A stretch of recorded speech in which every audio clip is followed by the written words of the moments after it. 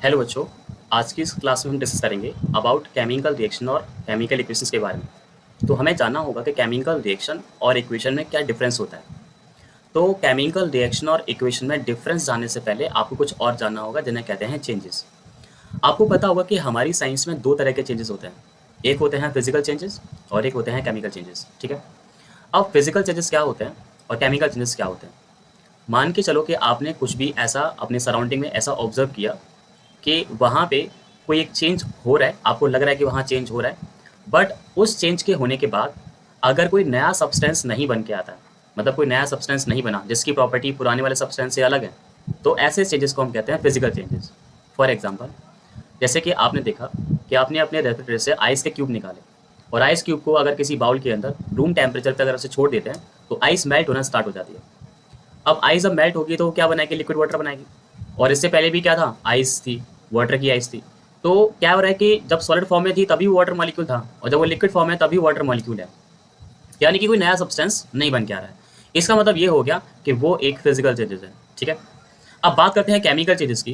Chemical changes क्या होते हैं? केमिकल चेंजेस वे चेंजेस होते हैं जिनमें कोई एक नया सब्सटेंस फॉर्म होता है। फॉर एग्जाम्पल, जैसे कि हमने कैंडल ले लिया। कैंडल को जब बर्न करते हैं, कैंडल यानी कि वैक्स, वैक्स से बनी हुई होती है। तो जब वो उसका कॉम्बुशन होता है, जब वो बर्न होता है, तो जो सॉलिड वैक्स जो होती है वो ऑक्सीजन के साथ कॉम्बुशन करके कार्बन डाइऑक्साइड गैस और वाटर मॉलिक्यूल बनाती है। यानी कि वैक्स का कन्वर्जन हो रहा है। वैक्स क्या है? एक हाइड्रोकार्बन है जो कि CO2 और H2O में चेंज हो रहा है। तो हाइड्रोकार्बन से वाटर मॉलिक्यूल का बनना, CO2 का बनना, नए कंपाउंड बन के आ रहा है, तो उसे क्या कहते हैं? Chemical changes. तो before entering in the chemical reaction and equation, we must know about the physical and chemical changes. So physical changes are those changes in which a new chemical substance, chemical changes are those changes in which a new chemical substance formed, while the physical changes are those changes in which a no new chemical substance formed. ठीक है। So start करते हैं बेटा। तो जैसे कि आप देख पा रहे होंगे कि यहाँ हमें डिस्कशन जो करना है वो करना है केमिकल रिएक्शंस और इक्वेशंस के बारे में। ठीक है। केमिकल रिएक्शंस और इक्वेशन। अब हम डिस्कस करते हैं कि केमिकल रिएक्शंस क्या होती हैं और इक्वेशंस क्या होती हैं। ठीक है। Let begin. तो जैसे कि सबसे पहले आप यहाँ पे एक चेंजेस यहाँ पे देख पा रहे होंगे। आपको पता है कि ये जो सब्सटेंस दे रखा है ये यहाँ पे क्या है बेटा? मिल्क है यहाँ पे। ठीक है। क्या ले रखा है आपने? मिल्क। अगर मान लो कि मिल्क को अगर छोड़ दिया जाए कहाँ पे? At the room temperature. Okay. सबसे पहले हम यहाँ देखेंगे, जैसे कि हमने यहाँ पे बेटा मिल्क लिया हुआ है, तो अगर हम यहाँ पे मिल्क को बिना बॉयल किए हुए अगर हम रूम टेम्परेचर पे अगर छोड़ देते हैं तो आपको पता है कि वो धीमे धीमे जो है किस में चेंज जाता है? कस्टर्ड में चेंज होता है, दही बन जाता है। तो अगर हम मिल्क की बात करते हैं तो मिल्क से यानी कि दूध से दही का बनना आपको क्या लग रहा है कि फिजिकल चेंजेस है, केमिकल चेंजेस है? आपको पता है कि इसकी केमिकल प्रॉपर्टीज अलग है और इसकी केमिकल प्रॉपर्टीज अलग है। तो अगर इन दोनों की केमिकल प्रॉपर्टीज अलग है तो क्या होगा कि यहाँ पे हो सकता है कि केमिकल चेंजेस हुआ हो, और अगर ये केमिकल चेंजेस हुआ है तो हो सकता है कि केमिकल रिएक्शन हो। तो फिलहाल अभी डिस्कशन कर रहे हैं कि यहाँ पे केमिकल चेंजेस हुआ है जो कि एक नेचुरल फिनोमेना है, मतलब हमें कुछ करने की आवश्यकता नहीं होती है। तो हमने लिखा कि मिल्क को अगर छोड़ दिया जाए रूम टेम्परेचर पर ड्यूरिंग द समर, गर्मियों के दिनों में, तो ये जो मिल्क है वो कुछ इस तरह से दही के अंदर यानी कस्टर्ड के अंदर चेंज हो जाता है। ठीक है। अब इसको देखो बेटा। अब ये क्या है हमारे पास? एक आयरन का बेटा हमारे पास तवा है या कोई पेन है। अगर इसको अगर हम छोड़ देते हैं expose in the humid atmosphere. Humid atmosphere का मतलब है कि जैसे कि मान लो कि बाहर लाइक वाटर वेपर है, लाइक विंटर्स में आपको पता है विंटर्स में क्या होता है कि वाटर के अंदर जो है मॉइस्चर बहुत ज़्यादा होता है। तो अगर एक किसी भी ये आयरन का तवा हो या कोई भी आयरन की मेटल जो होती है अगर उसके मॉइस्चर के साथ कांटेक्ट में छोड़ दिया जाता है तो एयर के अंदर का जो वाटर मॉलिक्यूल है और यहाँ पे जो ऑक्सीजन है और कार्बन डाइऑक्साइड गैस है वो आयरन मेटल का कोरोजन कर देती है और उसका कुछ इस तरह का हाल यहाँ पे हो जाता है। तो मतलब लग रहा है कि यहाँ पे भी कुछ ना कुछ चेंजेस हुआ है। ठीक है। अभी बाद में डिस्कशन करेंगे कि ये फिजिकल चेंजेस है कि केमिकल चेंजेस है। बहरहाल अगर आपको पता हो तो ये केमिकल चेंजेस के अंदर आता है। ठीक है। तो एक ये हो गया। उसके बाद हम बात करेंगे कुछ एक चेंजेस को और देखते हैं। जैसे कि आपको पता है दीज आर द ग्रेप्स, है ना, ब्लू एंड ग्रीन ग्रेप्स। तो अगर इन ग्रेप्स का अगर हम फर्मेंटेशन करें, ग्रेप का फर्मेंटेशन क्या होता है? ग्रेप के अंदर बेटा हम क्या करते हैं? ग्रेप का पहले तो जूस एक्सट्रैक्ट करते हैं एंड जूस एक्सट्रैक्ट करने के बाद उसमें एंजाइम्स मिलाए जाते हैं जो कि क्या करते हैं कि उसका फर्मेंटेशन करते हैं और इस तरह से डिफरेंट टाइप की वाइन्स में उसे कन्वर्ट कर देते हैं। तो यहाँ पे लिखा हुआ है ग्रेप गेट फर्मेंटेटेड। जब क्या होता है कि जब ग्रेप के जूस को एंजाइम्स मिला करके छोड़ दिया जाता है तो डिफरेंट टाइप की वाइन्स और शैंपेन और बियर कुछ इस तरह से यहाँ पे बना ली जाती हैं। ठीक है। तो ये भी एक चेंजेस है। अब ये देखो, ये तो एक मोस्ट कॉमन चेंजेस के अंदर आता है भाई। ये चेंजेस हमारे सभी के घर पे डेली होता है। किचन में हमारी मम्मी जब खाना बनाती हैं तो कुछ इस तरह के जो स्पाइसेस होते हैं और जो वेजिटेबल्स होती है उनको मिक्स करके ऑयल के साथ मिक्स करके वहाँ पे कुछ ना कुछ एक सोल्यूशन या कुछ एक नया सब्सटेंस बनाया जाता है जिसकी जो प्रॉपर्टी होंगी वो ऑयल से, वेजिटेबल से और स्पाइसी से सबसे डिफरेंट होंगे, तो इसका मतलब ये केमिकल चेंजेस है, मतलब ये भी केमिकल रिएक्शन है। तो मतलब ये बड़ा शॉकनेस है कि हमारे घर की किचन में डेली एक केमिकल रिएक्शन होती है। अब इसे देखो जरा, अब अभी हम क्या है, हम ना केमिस्ट्री को जो है अपने सराउंडिंग में ढूंढने की कोशिश करें। हम लोग क्या करते हैं, बुक्स में ढूंढने की कोशिश करते हैं, बुक्स में है केमिस्ट्री, केमिस्ट्री वर्ड आती है, केमिस्ट्री की बुक याद आ जाती है, केमिस्ट्री क्लास याद आती है, लेकिन केमिस्ट्री हमारे सराउंडिंग भी है, इवन हमारी बॉडी के अंदर भी। जैसे देखो जरा, हम सभी जानते हैं कि जब हम खाना खाते हैं तो जो फूड जो हमारे माउथ से होकर के अंदर जाता है और जाकर के पेनक्रेस के अंदर जब उसका डाइजेशन जब यहाँ पे होता है, तो डाइजेशन होने का जो प्रोसेस है बेटा, ये भी एक केमिकल रिएक्शन ही होता है, क्योंकि यहाँ पे एक नया सब्सटेंस बन के आता है। तो अब तक आप जितने चेंजेस देख पा रहे हो, चाहे वो मिल्क से कस्टर्ड का बनना हो, चाहे कोरोजन हो, जो हमारे पास आयरन तवा होता है उसका कोरोजन होना है, चाहे हमारे पास ग्रेप का फर्मेंटेशन हो गया, चाहे हमारे पास फूड का डाइजेशन हो गया, तो ये सारे के सारे जो चेंजेस हैं वो नेचुरल चेंजेस है, और नेचुरल चेंजेस के साथ साथ ये केमिकल चेंजेस भी हैं, है ना। अब देखो ये सिंपल से यहाँ पे क्या हो रहा है कि यहाँ पे नॉस्कल कैविटी जो होती है उसके द्वारा, आपको पता है सभी को हम लोग क्या करते हैं, हम करते हैं रेस्पिरेशन। और रेस्पिरेशन आपको पता है कि हम प्लांट के द्वारा दी गई ऑक्सीजन गैस का इनहेल करते हैं, लेकिन बाहर कब निकालते हैं, CO2 एक्सेल करते हैं, मतलब गया अंदर सब्सटेंस दूसरा और निकल गया है दूसरा। इसका मतलब ये हो गया कि रेस्पिरेशन भी, यानी कि जिंदगी भर सांस लेते रहते हैं और हमको ये पता ही नहीं था कि वो केमिकल रिएक्शन है, वो भी एक केमिकल रिएक्शन के अंदर आता है। तो बेसिकली आपने जितने सारे यहाँ पे चेंजेस अगर यहाँ पे देखे हुए हैं, तो in the all web changes हम बात करेंगे कि सारी सिचुएशन जो है वो एक नेचुरल फिनोमेना थी, और उन नेचुरल फिनोमेना के बाद एक नया सब्सटेंस बन के आ रहा था। तो नए सब्सटेंस का बनना केमिकल चेंजेस के अंदर आता है, और केमिकल चेंजेस अगर हो रहे होते हैं तो वो क्या कहलाता है, केमिकल रिएक्शन कहलाता है। तो हमने पढ़ा कि in the all above situations the nature and the identity of the initial substance have somewhat changes, यानी कि समझ में आता है कि जितनी भी सिचुएशन जो दिखाई गई, उन सारी सिचुएशन में जो सब्सटेंस था, जो दिया गया था, उसकी नेचर और उसकी पहचान वो कुछ चेंज हो गई है। इसका मतलब चेंज हो रहा है, मतलब उसकी आइडेंटिटी चेंज हो रही है, उसकी नेचर चेंज हो रही है, इसका मतलब दिया गया जो चेंजेस है वो क्या कहलाएगा, एक केमिकल चेंज कहलाएगा। तो when ever a chemical change, मतलब यहाँ क्योंकि यहाँ पे आइडेंटिटी और नेचर चेंज हो रही है, इसका मतलब वो केमिकल चेंजेस हो गया। तो जब भी केमिकल चेंजेस होते हैं, whenever a chemical changes आकर, we can say that a chemical reaction has taking place, तो हम कह सकते हैं कि वहाँ पे केमिकल रिएक्शन हो रही है, ठीक है। तो अब तक हमें समझ में आ गया कि केमिकल रिएक्शंस को देखने के लिए केमिस्ट्री की बुक से भी ज़्यादा अपने सराउंडिंग को देखना होगा, क्योंकि बुक से ज़्यादा सारी केमिकल रिएक्शन हमारे सराउंडिंग में हो रही होती हैं, और ये सारी वही रिएक्शंस थी जो हमारे सराउंडिंग में हो रही थी। लेकिन आज हमने ये समझा कि वो चेंजेस भी केमिकल रिएक्शन के अंदर ही आते हैं। तो फाइनली हमें केमिकल रिएक्शन की डेफिनेशन यहाँ मिल जाती है, chemical reactions are those changes in which a new chemical substance form with a different chemical property, यानी कि ऐसे चेंजेस होते हैं जिनमें एक नया सब्सटेंस बनता है with a different chemical properties, ठीक है। आगे हम बात करेंगे केमिकल रिएक्शन होने के बाद। अब बात करेंगे जो हमारी क्लास 10th की जो सबसे इंपॉर्टेंट, जो मोस्ट इंपॉर्टेंट एक्टिविटीज़ है क्लास 10th की, तो आपको पता ही होगा 10th क्लास की सबसे मोस्ट इंपॉर्टेंट एक्टिविटी है बेटा, वो है हमारे पास बर्निंग ऑफ मैग्नीशियम रिबन, है ना, बर्निंग ऑफ मैग्नीशियम रिबन।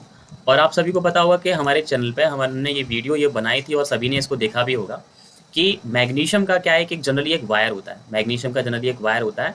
जब भी इस वायर का कॉम्बिनेशन करते हैं तो क्या होता है कि वो कुछ इस तरह से, यहाँ देखो बेटा, कुछ इस तरह से वो डेजलिंग फ्यूम्स के द्वारा इस तरह से यहाँ जलता है। तो ये जो फ्यूम्स यहाँ पे, या जो लाइट जो यहाँ पे आ रही है, वो स्प्रिंकल लाइट जो यहाँ पे आ रही है, ये यहाँ पे डेजलिंग फ्यूम्स कहलाती है बेटा।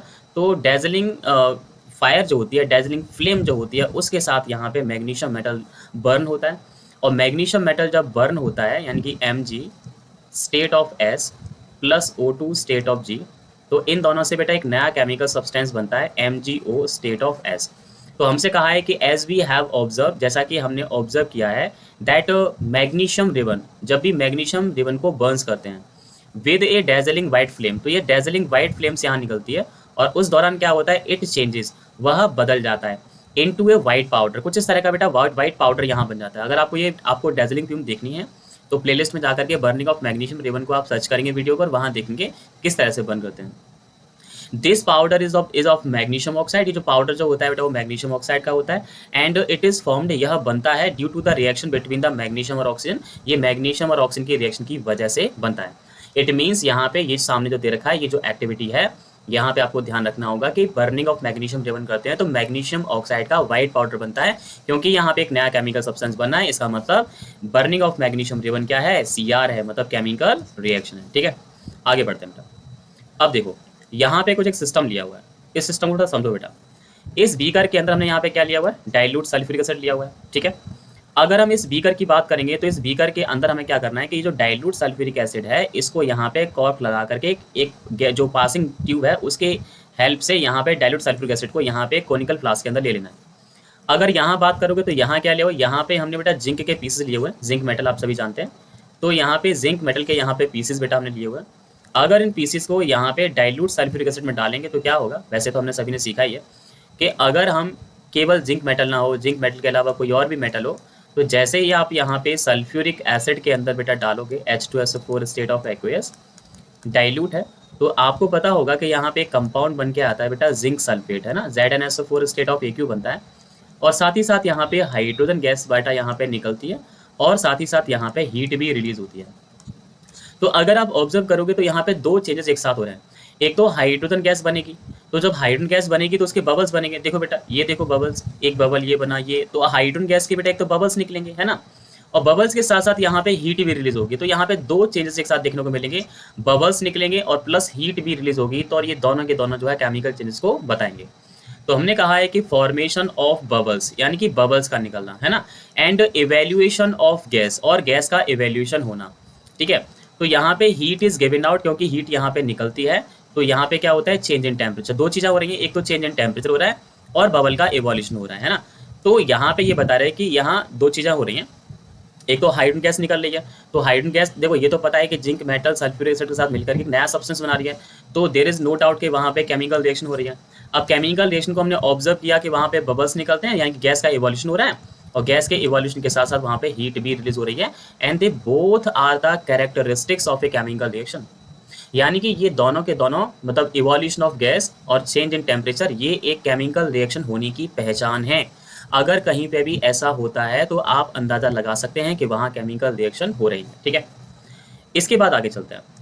अब देखो बेटा, फ्रॉम द ऑल अगर हम बात करेंगे जो भी हमने एक्टिविटीज़ यहाँ पढ़ी, बर्निंग ऑफ मैग्नीशियम हमने पढ़ा, है ना, सल्फ्यूरिक एसिड के साथ हमने पढ़ा, तो हम सारी एक्टिविटीज़ की अगर हम बात करेंगे तो वी कैन से, हम कह सकते हैं that any of the following, अगर हम सब हर किसी की बात करेंगे जितने भी ऑब्जर्वेशन हमने पढ़े तो वो हमें सहायता करते हैं अस टू डिटरमाइन करने के लिए whether a chemical reaction has taken place और नॉट, मतलब क्या केमिकल रिएक्शन हो रही है या नहीं हो रही है बेटा, है ना।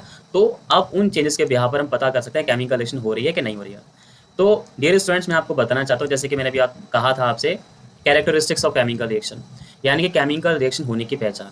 माय डियर स्टूडेंट्स, हमेशा याद रखना, ये जो 5 पॉइंट लिखे हुए हैं ये आपसे एग्जाम में पूछे जाएंगे कि केमिकल रिएक्शन के कैरेक्टरिस्टिक्स क्या होते हैं। तो आपको याद रखना कि केमिकल रिएक्शंस होने के 5 कैरेक्टरिस्टिक्स होते हैं, जैसे कि यहाँ दिख रहा है। पहला कैरेक्टरिस्टिक जो होता है वो होता है चेंज इन स्टेट, यानी कि कभी भी आपके सराउंडिंग कोई एक ऐसा चेंजेस हो रहा है जिसमें आपको फिजिकल स्टेट में चेंज होने को दिख रहा है, तो इट मे बी पॉसिबिलिटी कि वहाँ पे केमिकल रिएक्शन हो रही हो। श्योर नहीं होता but it may be possible, ठीक है।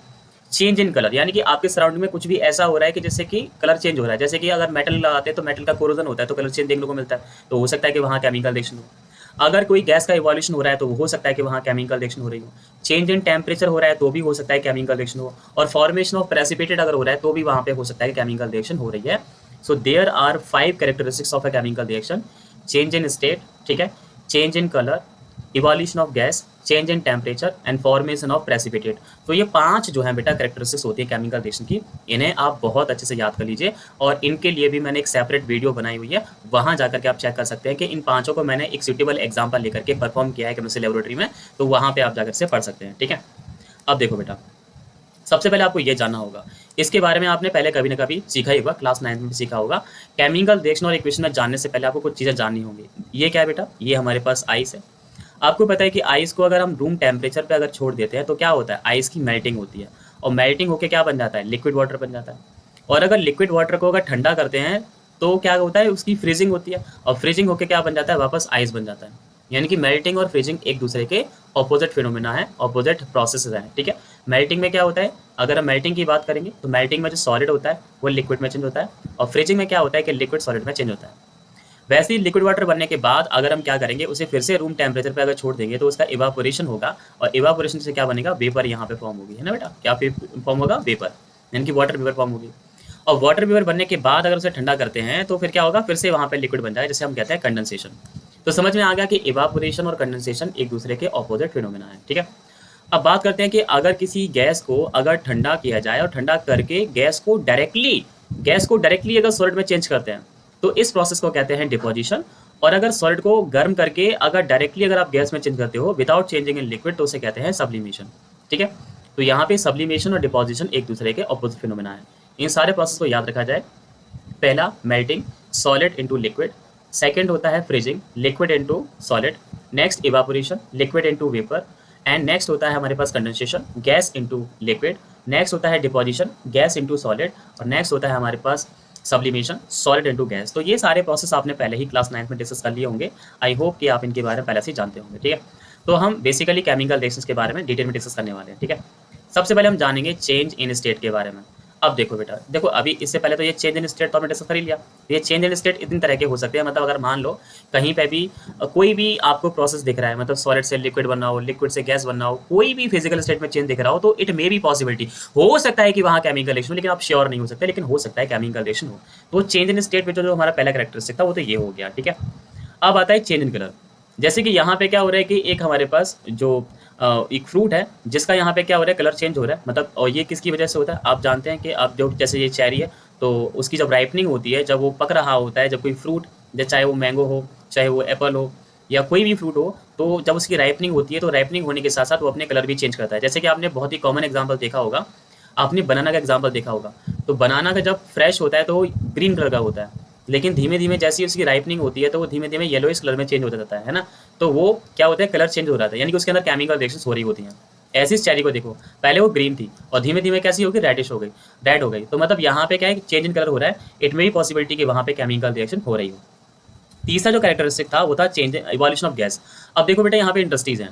इंडस्ट्रीज में क्या होता है, जनरली हम इंडस्ट्रीज की बात करेंगे तो इंडस्ट्रीज में क्या होता है कि सल्फर को बहुत ज़्यादा यूज़ करते हैं ना। सल्फर जो होता है, सल्फर एक नॉन मेटल है और सल्फर का कॉम्पोजिशन होता है। तो सल्फर के कॉम्पोजिशन से क्या होता है कि सल्फर डाइऑक्साइड गैस जो रिलीज होती है। तो जनरली ये जो स्मोक आपको दिख रहा है वो यहाँ पे सल्फर डाइऑक्साइड गैस का हो सकता है ना। और हो सकता है कि यहाँ पे वाटर हो, वाटर को यहाँ पे भाई वाटर से, तो अगर हम वाटर को हीट करेंगे तो यहाँ पे तो वाटर वेपर बनेगी, मतलब वो तो फिजिकल चेंजेस तो नहीं हो सकता, लेकिन हाँ ये जो जरूर है कि वहाँ पे गैस का इवोल्यूशन जरूर हो रहा होगा। तो मतलब इवोल्यूशन ऑफ गैस अगर हो रहा है तो वहाँ फिर से पॉसिबिलिटी है कि केमिकल रिएक्शन हो रही है, लेकिन वहाँ पे श्योरली चेक करेंगे कि जो सब्सटेंस बना है और जो पहले दिया था उसकी प्रॉपर्टी सेम है कि नहीं है। अगर प्रॉपर्टी सेम नहीं होंगी तो केमिकल चेंजेस है, और अगर वही होंगी तो फिजिकल चेंजेस है। अब इसको देखो बेटा, change in temperature, temperature change हो रहा हो। अब देखो पहले हमारे पास आइस थी तो टेम्परेचर कितना रहा होगा, बहुत कम रहा होगा। धीमे धीमे वो क्या बन गया, वाटर, लिक्विड वाटर बन गया, तो वहाँ पे उसका टेम्परेचर थोड़ा सा बढ़ गया होगा। लेकिन फिर भी हम ध्यान रखेंगे कि यहाँ पे मेल्टिंग ऑफ आइस जो है वो केमिकल रिएक्शन के अंदर नहीं आता है, ये एक फिजिकल चेंजेस है। लेकिन हम यहाँ सोच के देख रहे हैं कि अगर मान लो कि टेम्परेचर में चेंज होता है तो इट मे बी पॉसिबिलिटी, यानी कि जो पांचों कैरेक्टरिस्टिक्स हैं इनमें इन्हें होने के बाद कि ये हो सकता है कि वहाँ पे केमिकल रिएक्शन हो, लेकिन वी आर नॉट श्योर, वो तो वहाँ पे प्रॉपर्टी देख के ही मालूम होगा। ठीक है, ओके। एक होता है फॉर्मेशन ऑफ प्रेसिपिटेट। ये जो फॉर्मेशन ऑफ प्रेसिपिटेट है ये बहुत ही कॉमन एग्जांपल हमें देखने को मिलता है। जैसे कि देखो बेटा, हम बात करेंगे, हमारे एक बहुत ही फेमस एग्जांपल है, जैसे कि इसकी बात करेंगे। हमारे पास एक कंपाउंड होता है जिसे बोलते हैं लेड नाइट्रेट। लेड नाइट्रेट का फॉर्मूला होता है PbNO3 का होल ट्वाइस। अगर हम इसका एक्वेयस सॉल्यूशन लें और इसमें हम पोटेशियम आयोडाइड का एक्वेयस सॉल्यूशन जब यहाँ डालते हैं बेटा, तो इसकी रिएक्शन के दौरान एक ऐसा कंपाउंड बनता है जो कि वाटर इनसॉल्युबल होता है ना। ये बेटा यहाँ पे वाटर इनसॉल्युबल सब्सटेंस होता है ना, इनसॉल्युबल सब्सटेंस। और जो वाटर इनसॉल्युबल सब्सटेंस होगा तो ये अपीयर होगा। तो हम इसके बारे में कह सकते हैं कि it will be appears in the form of precipitate, यानी कि ये यहाँ पे अपीयर होगा प्रेसिपिटेट की फॉर्म में। तो बेसिकली अब यहाँ पे क्लियरली जान लिया जाए कि प्रेसिपिटेट यहाँ पे क्या होता है। तो आपको ध्यान रखना होगा कि प्रेसिपिटेट एक ऐसा सॉलिड सब्सटेंस होता है जो कि पानी में घुलता नहीं है, और घुलेगा नहीं तो दिखेगा। इस प्रेसिपिटेट का जो कलर होता है बेटा वो येलो होता है, जो कि यहाँ पे डायग्राम में दिखाया गया है। इसके लिए भी बेटा मैंने वीडियो बनाई हुई है, आप जाकर के प्लेलिस्ट में चेक कर सकते हैं कि अगर आप पोटेशियम नाइट्रेट, जैसे कि बीकर में यहाँ देखोगे ये पोटेशियम नाइट्रेट है, लेड नाइट्रेट है। लेड नाइट्रेट और जब पोटेशियम नाइट्रेट मिलाएंगे तो कुछ इस तरह का यहाँ पे येलो प्रेसिपिटेट फॉर्मेशन होगा। और ये जो कंपाउंड, जो येलो कंपाउंड दिख रहा है बेटा, ये होता है PbI2। अगर आपको क्लास 10th करनी है तो इस प्रेसिपिटेट का फॉर्मूला और कलर आप लोग याद रखो। लेड आयोडाइड का जो प्रेसिपिटेट होता है कैसा होता है, येलो होता है, येलो इन कलर होता है। तो ये भी यहाँ पे केमिकल रिएक्शन का कैरेक्टरिस्टिक्स है। ठीक है, अब उसके बाद मेरा ये मानना है कि क्लास 10th में क्या होता है कि पहली बार स्टूडेंट जो है कंपाउंड्स, उनके फॉर्मूलेज के बारे में सीखता है। तो मेरा ये मानना है कि अगर वो स्टूडेंट कंपाउंड के नाम याद करने चाहता है तो हो सकता है कि वो भूल जाए, इसलिए आपको कंपाउंड के नाम याद करना आना चाहिए या बनाना आना चाहिए। जैसे कि उसके लिए हमें जानना होगा कि वैलेंसी चार्ट के बारे में। देखो बेटा, यहाँ पे ये सारी चीज़ें आपके याद करने की होती हैं। जैसे कि हाइड्रोक्साइड है, तो हाइड्रोक्साइड आयन का फॉर्मूला होता है OH negative, chloride Cl negative, bromide Br negative, iodide I negative, nitrate NO3 negative, bicarbonate HCO3 negative, aluminate AlO2 negative, silver Ag plus, sodium Na+, hydrogen H+, potassium K+। तो my dear student, you have to learn, मतलब आपको बेटा इनको याद करना ही होगा अगर आप क्लास 10th में सारे फॉर्मूले याद करना चाहते हो या बनाना चाहते हो। तो बेसिकली इन सब में एक चीज़ आपको कॉमन दिखेगी। कॉमन क्या दिखेगा कि इन सब की वैलेंसी यहाँ पे 1 है, चाहे तो नेगेटिव वाला पार्ट हो या पॉजिटिव वाला पार्ट हो, तो इन सब की वैलेंसी यहाँ 1 होती है। अब कंपाउंड जो है कैसे बनता है वो मैं आपको यहाँ बता के चलता हूँ, ठीक है। जैसे कि मान लो कि रैंडमली सर ने आपसे सोडियम बाइकार्बोनेट का फॉर्मूला पूछ लिया है ना, सोडियम बाइकार्बोनेट। तो रैंडमली आपको क्या करना है कि इस कंपाउंड को 2 पार्ट्स में ब्रेक कर लेना है। सोडियम अलग हो गया, बाइकार्बोनेट अलग हो गया, क्योंकि ये फॉर्मूले आपने पढ़ लिए थे। अब आपको पता है कि सोडियम आयन के बारे में सर ने सिखाया था कि इसके वैलेंसी चार्ट में इसकी वैलेंसी 1 होती है, और बाइकार्बोनेट के बारे में भी सीखा था कि बाइकार्बोनेट की वैलेंसी 1 होती है। अब क्या करते हैं कि वैलेंसीज का क्रॉस मल्टीप्लाई कर देते हैं। 1 इधर है तो इसके लिए यहाँ पे सबसे 1 आ जाएगा और 1 यहाँ आ जाएगा। 1 तो लिखते ही नहीं है, तो यहाँ बेसिकली यहाँ पे क्या होगा, NaHCO3, ये सोडियम बाइकार्बोनेट आ जाएगा। मान लो कि अगर सर ने ये पूछ लिया होता है कि भाई ये बताओ कि एल्यूमिनियम सल्फेट का फॉर्मूला क्या होता है, एल्यूमिनियम सल्फेट का फॉर्मूला बताओ। तो अब हमारे स्टूडेंट को क्या होना चाहिए कि एल्यूमिनियम सल्फेट 2 पार्ट होते हैं, एक एल्यूमिनियम है और एक सल्फेट है। तो एल्यूमिनियम की वैलेंसी पता होना चाहिए, एल्यूमिनियम की वैलेंसी 3 होती है और सल्फेट आयन की जो वैलेंसी है वो 2 होती है। अब जब इन दोनों के कॉम्बिनेशन से जब फॉर्मूला बनेगा तो आपको पता है कि इसकी जो 2 वैलेंसी है वो यहाँ आ जाएगी और 3 वैलेंसी जो है वो यहाँ आ जाएगी। तो हमने वैसा ही किया, तो यहाँ पे Al के सफिक्स में 2 लगा दिया और SO4 जो था उसके सफिक्स में यहाँ क्या लगा दिया, 3। तो अगर हम ऐसा यहाँ पे लिखते हैं तो हमें ऐसा लगेगा, फॉर्मूला देखने पर ऐसा लगेगा कि ऑक्सीजन के जो नंबर ऑफ एटम है 43 है। सो दैट इस चीज़ को यहाँ पे अवॉइड करने के लिए हम यहाँ पे SO4 का होल लगा देते हैं, होल थ्राइस यहाँ पे हो जाएगा, जिससे कि समझ में आ जाएगा कि SO4 3 बार है। तो बेसिकली एल्यूमिनियम सल्फेट का फॉर्मूला क्या होगा, Al2SO4 का होल थ्राइस। और आपको इस तरह के सारे कंपाउंड बनाना आना चाहिए। यहाँ पे देखो कैडमियम Cd2+ कैडमियम होता है, Ca2+ calcium, Mg2+ magnesium, Hg2+ mercury, Zn2+ zinc, Ba2+ barium, O2 negative oxide, S2 negative sulphide, CrO4 2 negative chromate, CO3 2 negative carbonate, SO4 2 negative sulphate, ZnO2 2 negative zincate, है ना। इन सब में आपको common क्या दिखेगा, इन सब के कॉमन वैलेंसी कितनी है, 2 है। तो जिस तरह से बेटा यहाँ पे मैंने 2 एग्जाम्पल यहाँ बनाए हुए हैं, आप इस तरह से किसी भी कंपाउंड का फॉर्मूला यहाँ पे बना सकते हैं। एक क्लास 10 का एक बहुत ही फेमस एग्जाम्पल है सोडियम जिंकेट। ये पूछा जाता है जनरली, पूछा जाता है कि भाई सोडियम जिंकेट का फॉर्मूला बताओ कि सोडियम जिंकेट का फॉर्मूला क्या होता है। तो हमारा स्टूडेंट क्या करेगा, पहले सोडियम ले लेगा, और सोडियम आपको पता है कि वैलेंसी चार्ट में 1 वैलेंसी वाला था, और जिंकेट क्या होता है, ZnO2 यहाँ पे 2 नेगेटिव होता है। तो क्या करेंगे, वैलेंसी को क्रॉस मल्टीप्लाई करेंगे, 2 यहाँ लेके आएंगे और 1 यहाँ लेके आएंगे। तो यहाँ पे क्या हो जाएगा, Na तो 2 हो जाएगा और यहाँ पे ZnO2 हो जाएगा, 1 तो लगाएंगे नहीं। तो सोडियम जिंकेट का फॉर्मूला क्या होगा, Na2 ZnO2। तो आप इस तरह से किसी भी कंपाउंड को बाइफरगेट करके उसका फॉर्मूला बना सकते हैं और उसका नाम याद कर सकते हैं। इसलिए ये याद करना बेटा बहुत जरूरी होता है। तो आप इनको वीडियो को पॉज करके सारे आयंस को लिखेंगे और लिख करके याद करेंगे और फिर वहाँ पे कंपाउंड बनाएंगे, ठीक है। अब देखो बेटा, यहाँ पे कुछ स्पेशल केसेस के बारे में भी डिस्कशन करना है, और वो स्पेशल केसेस क्या है वो देखो बेटा। पहला जो स्पेशल केसेस है बेटा वो यहाँ पे आता है अबाउट अ कॉपर। कॉपर जो होता है बेटा, कॉपर की 2 वैलेंसी होती है। एक तो होता है Cu+। तो Cu+ आयन जब होगा तो इस तरह के आयन को हम कहते हैं Q+। इसे बेटा Q+ आयन कहा जाता है, Q+, ठीक है। और एक होता है Cu2+ होता है, इस वाले आयन को हम कहते हैं Q'। तो Q+ और Q' 2 आयन ध्यान रखने होंगे। ऐसे ही आयरन के केस में होता है, आयरन का एक Fe2+ आयन होता है जिसे हम लोग बोलते हैं फेरस, ठीक है। ये होता है हमारे पास फेरस आयन। और एक होता है बेटा हमारे पास Fe3+। Fe3+ वाला जो आयन होता है इसे बेटा हम लोग बोलते हैं फेरिक। तो आपको इन आयन्स के बारे में डिस्टिंग्विशन करना आना चाहिए, है ना। कॉपर की 2 वैलेंसी है, 1 और 2। एल्यूमिनियम की वैलेंसी तो फिक्स होती है, एल्यूमिनियम की वैलेंसी कितनी है, 3 है। एल्यूमिनियम की वैलेंसी फिक्स है। और अमोनियम आयन जो होता है ये भी बहुत कॉमन आयन है क्लास 10th के लिए, इसे अमोनियम आयन कहते हैं। तो इसका फॉर्मूला भी आपको आना चाहिए, NH4+, है ना। ये अमोनियम आयन है जो कि कैटायन है बेसिकली, है ना। आगे आगे हम समझेंगे केमिकल इक्वेशंस के बारे में। केमिकल रिएक्शन तो समझ लिए हमने।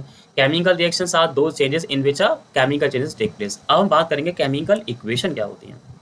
केमिकल इक्वेशन की बात करोगे तो यहाँ पे आपको समझ में आएगा। तो कहा गया है केमिकल चेंजेस क्या होते हैं, तो कहा गया है a simple representation of a chemical reaction in words is called a word equation. अभी समझ में नहीं आया, इसको समझते हैं बेटा। मान के चलो कि हमारे पास एक हमारा कोई दोस्त है, मान लो कि ये एक लड़का है जो क्लास 10th में पढ़ता है, इसका नाम है बेटा भोलू, ठीक है।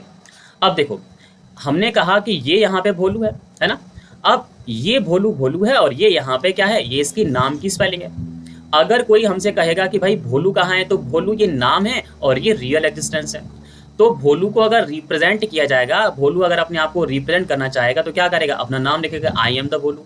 लेकिन ये क्या है, ये इस भोलू का अल्फाबेटिकल रिप्रेजेंटेशन है। यानी कि भोलू जब अपने आप को कहीं रिप्रेजेंट करना चाहेगा या समवन भोलू को अगर बताना चाहेगा कि ही इज भोलू, तो वो क्या करेगा, उसके नाम की स्पेलिंग लिखेगा। तो हम क्या करते हैं, किसी भी एक रियल एग्जिस्टेंस को दूसरे मैनर में, किसी दूसरी सिंबॉलिक रिप्रेजेंटेशन में रिप्रेजेंट करते हैं और उन्हीं को हम लोग बोलते हैं केमिकल इक्वेशन। होता है क्या है, अभी जो हम पढ़ के आए वो हम पढ़ के आए केमिकल रिएक्शन। अब केमिकल रिएक्शन को एक इक्वेशन के फॉर्मेट में रिप्रेजेंट करते हैं, उन्हें हम लोग क्या बोलते हैं, केमिकल इक्वेशन। तो हमने कहा कि ये क्या होता है, एक सिंपल रिप्रेजेंटेशन होता है और सिंपल रिप्रेजेंटेशन जो किसका होता है, केमिकल रिएक्शन का। तो केमिकल रिएक्शन का जो सिंपल रिप्रेजेंटेशन है किसमें, वर्ड्स में, उसी को हम लोग क्या बोलते हैं, वर्ड इक्वेशन कहते हैं। और अगर फॉर्मूले में करेंगे तो उसे कहते हैं फॉर्मूला इक्वेशन। जैसे एग्जाम्पल के समझिए, मैंने आपको थोड़ी देर पहले एक एग्जाम्पल सिखाया था, बर्निंग ऑफ मैग्नीशियम रिबन, है ना, बर्निंग ऑफ मैग्नीशियम रिबन। तो मैंने कहा कि burning of magnesium ribbon gives the white powder of magnesium oxide. तो ये बेसिकली एक केमिकल रिएक्शन है, लेकिन उस केमिकल रिएक्शन को पेन पेपर की हेल्प से कॉपी पे दिखाना है। तो आप वहां पे मैग्नीशियम को बर्न करके तो नहीं दिखा सकते क्योंकि आपके पास मैग्नीशियम ही नहीं है, लेकिन आपके पास पेन है और पेपर है। तो हमने क्या किया कि वहां पे मैग्नीशियम मेटल ना लेकर के मैग्नीशियम का नाम लिख दिया, और प्लस करके वहां पे बर्न करने के लिए फायर ना लेकर के ऑक्सीजन लिख दिया, क्योंकि ऑक्सीजन की हेल्प से ही मैग्नीशियम बर्न होता है। अब ये जो एरो का साइन यहाँ पे लगाया हुआ है वो ये बता रहा है कि भाई इन दोनों की रिएक्शन से ये वाला कंपाउंड बनेगा, मैग्नीशियम ऑक्साइड बनेगा। तो ये क्या हुआ है, केमिकल रिएक्शन का एक यहाँ पे रिप्रेजेंटेशन हो गया, वर्ड रिप्रेजेंटेशन हो गया। तो इसे हम क्या कहेंगे, केमिकल इक्वेशन कहेंगे।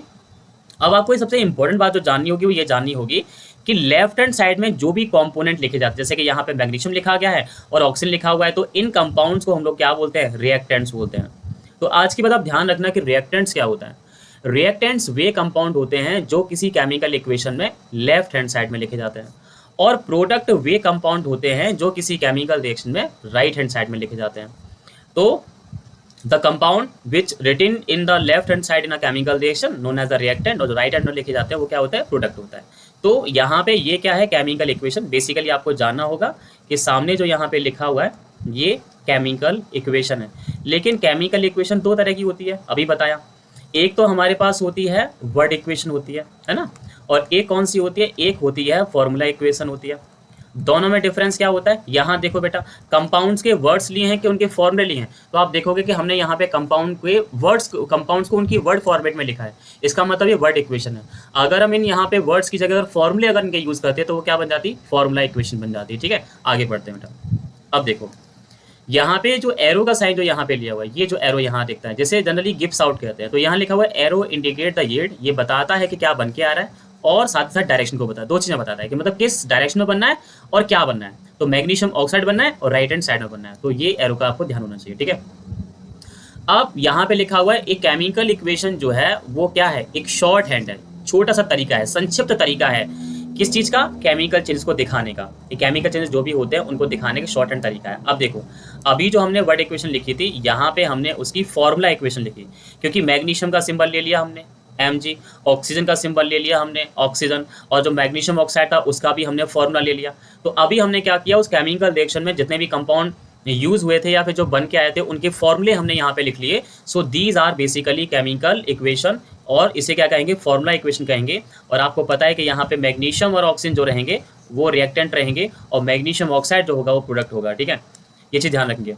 एरो के बारे में बता दिया था, वो ये डायरेक्शन को बताता है।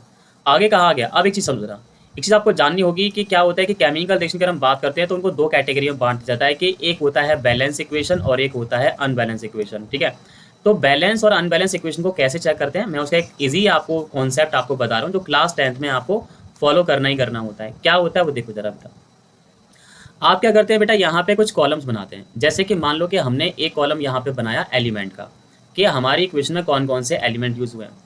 फिर अगला कॉलम बनाते हैं हम रिएक्टेंट्स का, फिर अगला कॉलम हम बनाते हैं प्रोडक्ट का बनाते हैं, ठीक है। तो अगर हम इस रिएक्शन में देखेंगे कि हमारे पास जो एलिमेंट है वो कौन सा है, एक तो सर हमारे पास मैग्नीशियम है, ठीक है। और मैग्नीशियम के बाद जो अगला एलिमेंट है वो कौन सा हमारे पास, ऑक्सीजन है। अब उस एलिमेंट के रिएक्टेंट साइड में, प्रोडक्ट साइड में जितने भी नंबर ऑफ आइटम्स है उनको मेंशन करते हैं। तो रिएक्टेंट साइड में मैग्नीशियम का कितना आइटम है, यहाँ चेक करते हैं। एक बात और ध्यान दो बेटा, किसी भी एलिमेंट के नंबर ऑफ एटम्स चेक करने के लिए आपको दो जगह देखना होता है, ठीक है। एक तो यहाँ देखना होता है जिसे हम लोग ये बोलते हैं सफिक्स बोलते हैं, एक तो यहाँ देखना होता है, और एक यहाँ देखना होता है जिसे बोलते हैं हम लोग कोफिशिएंट बोलते हैं।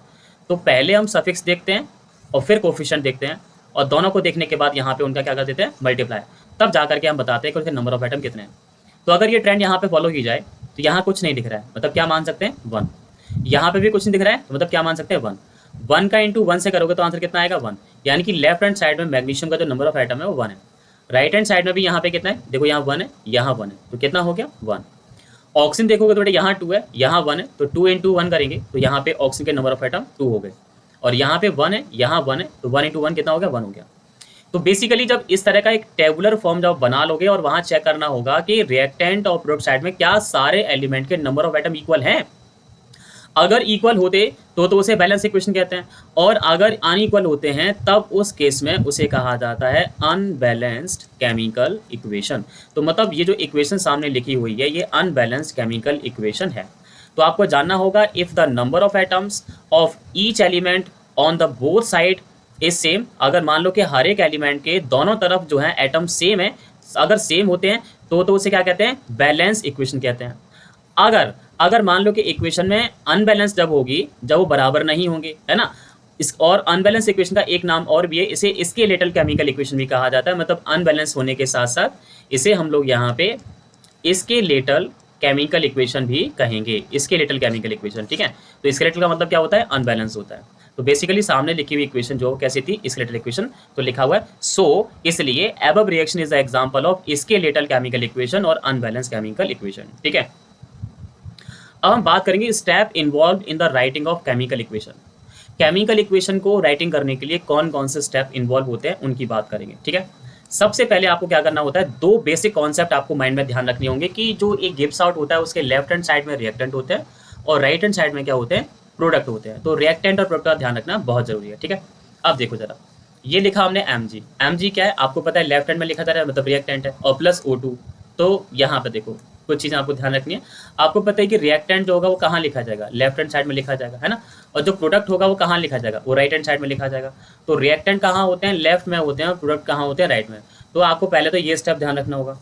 दूसरी बात ध्यान रखना होगा कि जितने भी आपके पास रिएक्टेंट है, मतलब रिएक्टेंट हो सकता है कि 2 हो, 3 हो, ज़्यादा भी हो सकते हैं, और जो प्रोडक्ट होते हैं उनको अगर सेपरेटेड करना है एक दूसरे से तो बीच में क्या लगाते हैं, एरो का साइन लगा देते हैं। हमने बताया था ना आपको, तो क्या लगाते हैं, एरो। तो एक तो आपको ये चीज़ ध्यान रखनी होगी, है ना, कि रिएक्टेंट कौन से हैं और प्रोडक्ट कौन से हैं। तो समझ में कैसे आएगा, उन दोनों के बीच में एक सिंबल लगाते हैं, जैसे हम एरो का साइन कहते हैं, तो एरो लगा करके उनको हम सेपरेट कर देते हैं। जैसे ये देखो बेटा, ये एरो आ गया, तो ये एरो क्या बता रहा है, एरो के लेफ्ट हैंड साइड में ये रिएक्टेंट और ये क्या हो जाएंगे, प्रोडक्ट हो जाएंगे। उसके बाद अब बात करेंगे जब 2 और मोर रिएक्टेंट और प्रोडक्ट सेपरेटेड बाय, जब 2 या 2 से ज़्यादा रिएक्टेंट है, जैसे देखो यहाँ पे 2 रिएक्टेंट है तो उनके बीच में यहाँ पे क्या आएगा, प्लस का साइन आ जाएगा। प्लस लगा करके दोनों को दिखा देंगे, तो प्लस का साइन लगा देंगे, जैसे कि समझ में आ जाएगा कि एक से ज़्यादा रिएक्टेंट, जैसे यहाँ प्लस आ गया। तो अगर आपके पास 2 रिएक्टेंट है या 3 रिएक्टेंट है, उन सबके बीच में प्लस लगाते जाएंगे। तो प्लस क्या कर रहा है, उनको ऐड करके भी दिखा रहा है, साथ साथ उनका सेपरेशन भी दिखा रहा है कि ये रिएक्टेंट अलग है, ये रिएक्टेंट अलग है, ठीक है। तो ये भी ध्यान रखना चाहिए। अब आपको कंडीशन भी ध्यान रखनी होगी कि यहाँ पे आप किस रिएक्शन कंडीशन में केमिकल इक्वेशन को कर रहे हो। रिएक्शन कंडीशन में क्या दिखाते हैं, फिजिकल स्टेट्स दिखा देते हैं। अगर आप आपने हीट किया तो हीट दिखा दो, आपने प्रेशर अगर बढ़ाया हो तो प्रेशर दिखा दो, या आपने कोई कैटालिस्ट यूज़ किया है तो वो दिखा दो। तो वो रिएक्शन कंडीशन हम मेंशन कर देते हैं। और रिएक्शन कंडीशन कहाँ मेंशन करते हैं, एरो के ऊपर, ऑन एरो। जैसे यहाँ पे एक सिंबल यहाँ पे लिया हुआ है डेल्टा, तो डेल्टा जो है किसको शो करता है, हीट को। यानी कि ये बताया गया है कि मैग्नीशियम और ऑक्सीजन की जब रिएक्शन होती है तो वहाँ पे उनको हीट प्रोवाइड की जाती है, मतलब कि मैग्नीशियम के वायर को गर्म करते हैं, यानी कॉम्बिनेशन करते हैं। अब आपको दिखाया गया है कि of reactant and product make reaction more informative, यानी कि रिएक्शन को मोर इन्फॉर्मेटिव बनाते हैं। और वहाँ पे क्या क्या दिखाते हैं, फिजिकल स्टेट दिखाकर। जैसे कि देखो मैग्नीशियम की फिजिकल स्टेट सॉलिड है, ऑक्सीजन की गैस है, और मैग्नीशियम ऑक्साइड की सॉलिड है। तो अगर आप ये इन्फॉर्मेशन भी देते हो जैसे कि एक रिएक्शन मोर इन्फॉर्मेटिव बन जाती है। तो ये सारे स्टेप्स आपको ध्यान रखने होंगे for the writing a balance chemical equation और फॉर राइटिंग ए इक्वेशन, ठीक है। आगे हम बात करेंगे यहाँ पे। अब देखो जरा, यहाँ पे जो पिक्चर है ना वो किस चीज़ को दिखा रहा है? ये जो पिक्चर है यहाँ पे दिखा रहा है बैलेंसिंग को।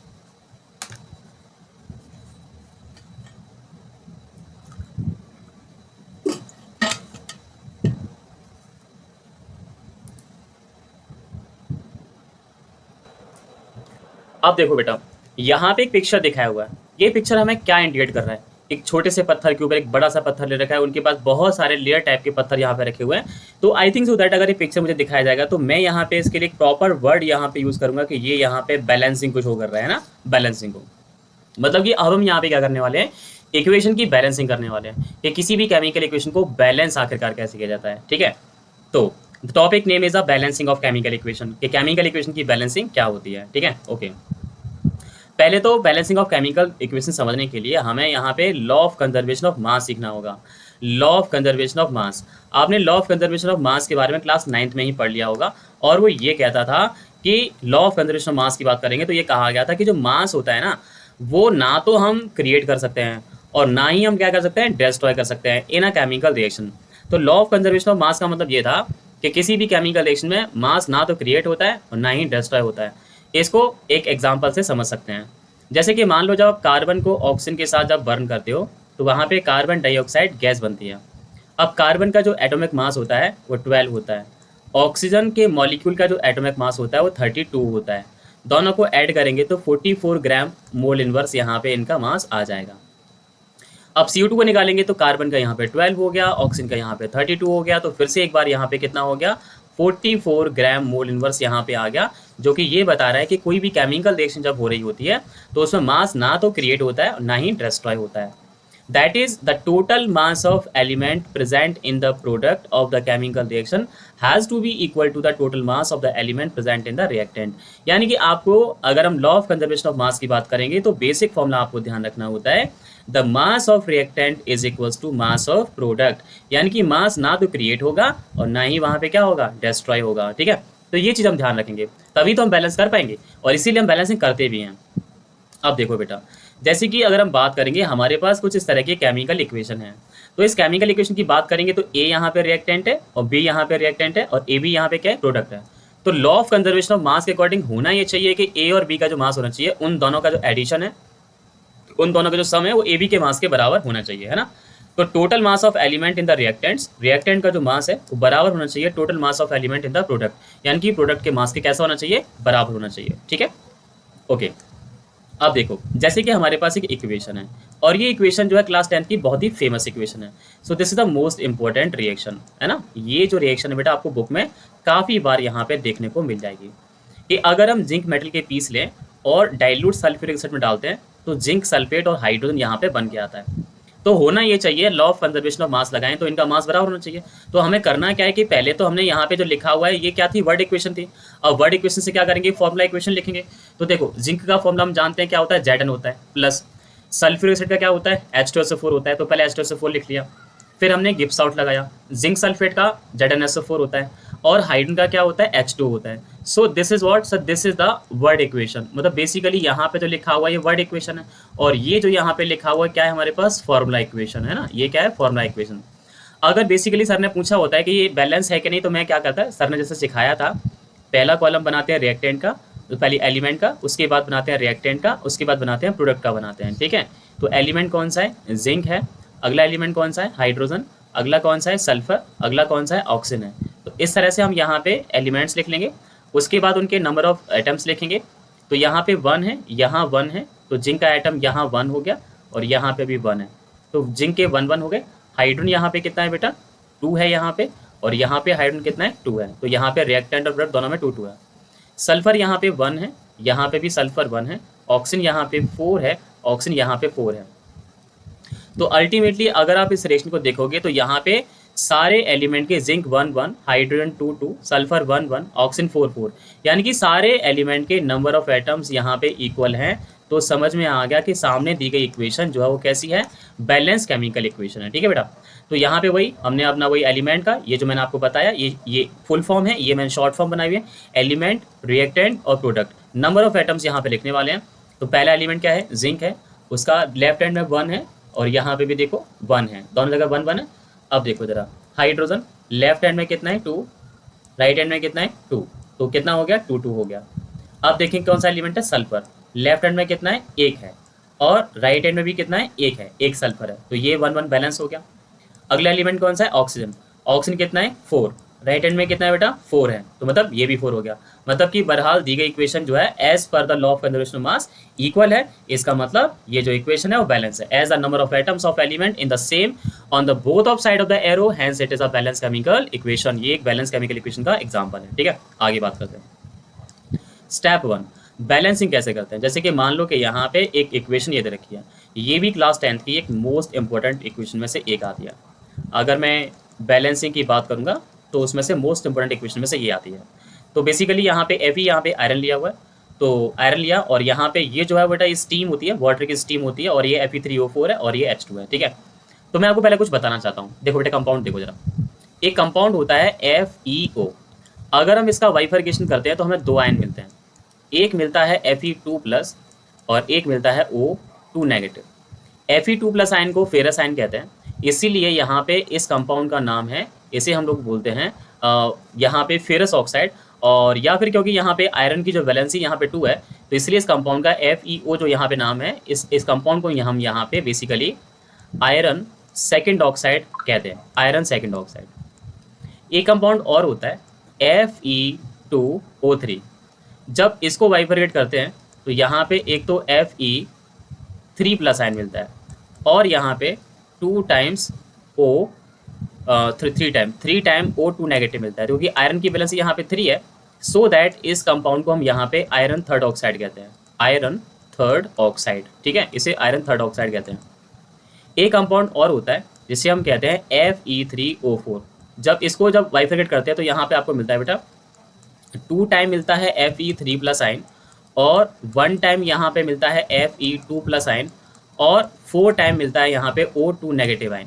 तो यहाँ पे क्योंकि Fe3+ भी है, Fe2+ भी है, इसीलिए इस कंपाउंड का जो नाम रखा गया वो यहाँ पे है आयरन सेकेंड थर्ड ऑक्साइड, है ना। इसे आयरन सेकेंड थर्ड ऑक्साइड भी कहा जाता है। तो बेसिकली यहाँ पे जो इक्वेशन दी गई वो यही है कि आयरन है और यहाँ वाटर का मॉलिक्यूल है, तो Fe3O4 बनाओ, मतलब आयरन सेकेंड थर्ड ऑक्साइड बनाओ और हाइड्रोजन। तो हमें इसे बैलेंस करना है। बैलेंस करने के लिए क्या करेंगे, पहले तो ड्रॉ करेंगे बॉक्सेस अराउंड ईच फार्मूला। हर एक फॉर्मूले के ऊपर क्या करेंगे, बॉक्स बनाएंगे। तो देखो हमने Fe के ऊपर बॉक्स बना दिया, H2O पे, Fe3O4 पे और H2 पे। ठीक है, सेकेंड स्टेप में क्या करेंगे, list the number of atom, different atom. जैसे कि अभी वो टेबल बनाई थी ना, उस तरह से एक लिस्ट बनाएंगे। तो हमने यहाँ लिस्ट बना ली बेटा एलिमेंट की। एलिमेंट पहला कौन सा है, Fe है। अब देखो लेफ्ट हैंड में Fe1 है, राइट हैंड में कितना है 3 है। अगला आइटम हाइड्रोजन, अगला एलिमेंट हाइड्रोजन है, लेफ्ट हैंड में 2 है, राइट हैंड में 2 है। अगला एलिमेंट ऑक्सीजन, लेफ्ट हैंड में कितना है 1 है और राइट हैंड में कितना है 4 है। तो समझ में आ गया कि एक तो आयरन का एटम बैलेंस नहीं है और ऑक्सीजन का एटम बैलेंस नहीं है, मतलब अनबैलेंस्ड है। ठीक है, स्टेप 3 में क्या करेंगे, start balancing the compound that contains the maximum number of atom to balance the oxygen atom. यानी कि हम सबसे पहले क्या करेंगे, उस एटम को बैलेंस करेंगे जो जिसके एटम सबसे ज़्यादा है। तो सबसे ज़्यादा किसके एटम थे बेटा, ऑक्सीजन के थे, इसीलिए पहले ऑक्सीजन को बैलेंस करेंगे। और क्या करेंगे, यानी कि Fe3O4 को बैलेंस करेंगे, है ना। तो उसके लिए क्या करेंगे, एटम्स ऑफ ऑक्सीजन एटम ले लिया, है ना, ऑक्सीजन एटम ले लेंगे, लेफ्ट हैंड में और राइट हैंड में, दोनों में ले लेंगे। तो अब क्या करेंगे, देखो जरा, इनिशियल में क्या था कि जो ऑक्सीजन एटम है वो किसके पास था, वाटर के पास था। कहाँ पे, रिएक्टेंट में। और राइट हैंड में जो ऑक्सीजन है वो किसके पास है, Fe3O4 के पास है। तो प्रोडक्ट में जो हमारे पास ऑक्सीजन है वो कहाँ पे, प्रोडक्ट साइड में। अब H2O के अंदर जो ऑक्सीजन है वो एक बार है और Fe3O4 के अंदर जो ऑक्सीजन है वो कितनी बार है, 4 टाइम है। ठीक है, अब हमने लिखा टू बैलेंस करेंगे। तो अगर मैं यहाँ पे मल्टीप्लाई कर दूँ अगर 4 का 1 के अंदर, तो ये 4 हो जाएगा। तो मैंने वैसे ही किया, 1 × 4 किया और यहाँ पे कितना हो गया, यहाँ तो 4 ऑलरेडी था। तो अब क्या करेंगे, ऐसा करने के लिए हमने क्या किया कि H2O को क्या किया, 4 से मल्टीप्लाई किया और 4 से मल्टीप्लाई करेंगे तो यहाँ पे 4 टाइम हो जाएगा। तो अगले स्टेप वैसे करेंगे। तो हमने क्या किया, H2O क्या लगा दिया बेटा, 4 लगा दिया। ठीक है, इसका काम हो गया। आगे हम क्या करने वाले हैं, आगे हम नेक्स्ट आइटम को बैलेंस करेंगे। ऑक्सीजन तो बैलेंस हो ही गया, है ना, ऑक्सीजन तो बैलेंस हो गया ना। अभी हम अगले आइटम की बैलेंस की बात करते हैं, अगले आइटम को बैलेंस करते हैं। देखो जरा, अब हम बात करेंगे we can not alter the formulae of the compound और element to equalize the number of atom, यानी कि जब आप बैलेंसिंग कर रहे होंगे तो याद रखें कि आप किसी फॉर्मूले को मैनिपुलेट नहीं कर सकते, फॉर्मूला चेंज नहीं कर सकते, ये बात ध्यान रखें, ठीक है। तो ये चीज़ ध्यान रखनी होगी।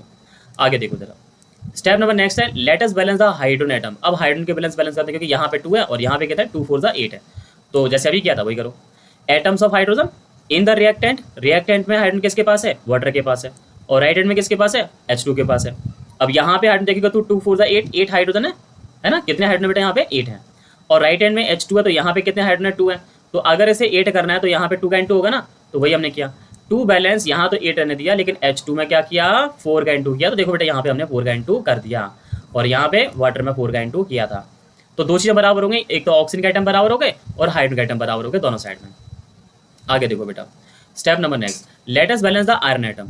अब आयरन के आइटम देखोगे तो यहाँ पे कितना है, 3 है, यहाँ 1 है, तो वही टेबल बनेगी। Atom of iron in the reactant और प्रोडक्ट, लेफ्ट हैंड में जो आयरन है वो Fe के पास है, और राइट हैंड में जो आयरन है वो Fe3O4 के पास है। तो यहाँ पे कितने आयरन के आइटम है, 3 है ना, यहाँ कितना है 1 है। तो इसे 3 करने के लिए किसका इंटू करेंगे, 3 का।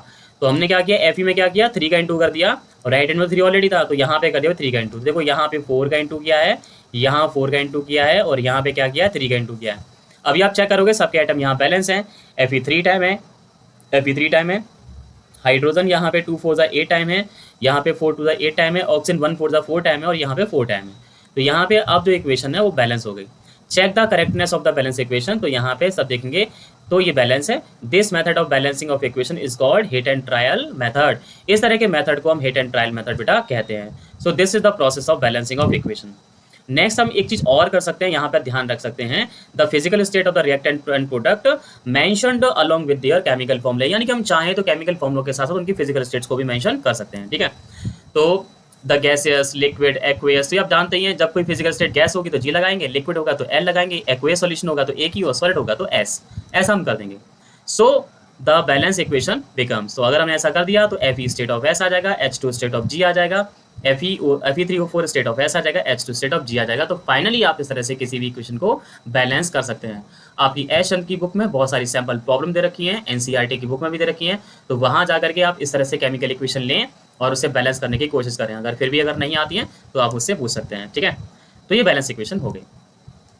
एक चीज़ हम यहाँ पे और कर सकते हैं, कभी कभी क्या होता है कि कोई रिएक्शन जब हो रही है तो उसकी कुछ रिएक्शन कंडीशंस होती हैं, तो वहाँ पे रिएक्शन कंडीशन को भी मेंशन किया जा सकता है। अब रिएक्शन कंडीशन जो है वो कौन कौन सी हो सकती हैं, जैसे कि टेम्परेचर को मेंशन कर सकते हैं, प्रेशर को मेंशन कर सकते हैं, अगर कोई कैटालिस्ट है तो उसको मेंशन कर सकते हैं, और ये सारी चीज़ें जो होती हैं वो एरो के या तो नीचे लिखी जाती हैं या फिर ऊपर लिखी जाती हैं, ये ध्यान रखना है, ठीक है। तो अगर हमारी जो इक्वेशन है वहाँ पे अगर कोई कंडीशन है तो उसको कैसे ध्यान रखेंगे, जैसे देखो जरा, अब ये एक इक्वेशन है, ये भी आपकी बहुत इंपॉर्टेंट इक्वेशन है।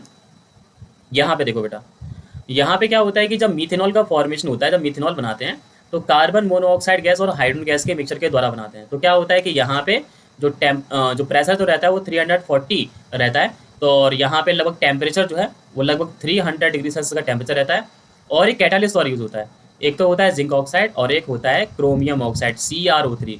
तो आप इन कंडीशन को मेंशन कर सकते हैं, ये ध्यान रखेंगे। और एक ये बहुत ही फेमस रिएक्शन है, इससे भी आप जानते होंगे, ये भी पढ़ी होगी आपने, कि कार्बन डाइऑक्साइड गैस को और वाटर मॉलिक्यूल को जब कंबाइन करते हैं, ये जनरली ये रिएक्शन प्लांट्स के अंदर होती है, तो सनलाइट के अंदर क्लोरोफिल की प्रेजेंस में क्या होता है ग्लूकोज बनाते हैं। तो ये सब जो है गिब्स आउट के ऊपर या नीचे जो लिखा हुआ है वो रिएक्शन कंडीशंस के अंदर आता है, ठीक है। तो ये चीज़ ध्यान रखेंगे आप लोग। और इसके बाद का बेटा टॉपिक है वो हम नेक्स्ट लेक्चर में डिस्कस करेंगे। आई होप कि इस लेक्चर में आपको जो भी चीज़ें पढ़ाई गई हैं वो आपको बहुत अच्छे से समझ में आई होंगी। अगर मान लो कि फिर भी टॉपिक में बताया गया कोई टॉपिक या कोई इक्वेशन या कोई भी वर्ड अगर आपको समझ में नहीं आता है तो आप कमेंट बॉक्स में कमेंट करके भेज सकते हैं, ठीक है बेटा। Thank you for watching this video.